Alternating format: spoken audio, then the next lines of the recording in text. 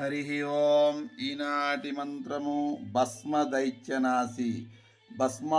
భస్మాసురుణ్ణి మోహిని అవతారమెత్తి సంహరించినవాడు. భస్మాసురుడనే రాక్షసుడు ఈశ్వరుని గురించి తపస్సు చేసి ఆయన ఎవరి నెత్తి మీదైతే చేయి పెడతాడో వారు భస్మమైపోవాలి అని వరం కోరాడు.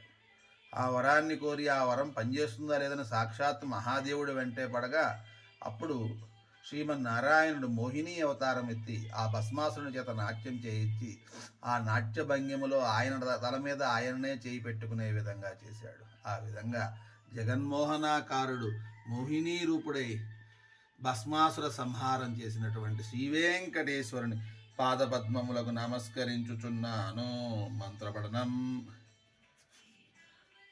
ఓం భస్మదైత్యనాశిన్యే నమః. ఓం భస్మదైత్యనాశినే నమః. ఓం భస్మదైత్యనాశినే నమః. ఓం భస్మదైత్యనాశినే నమః.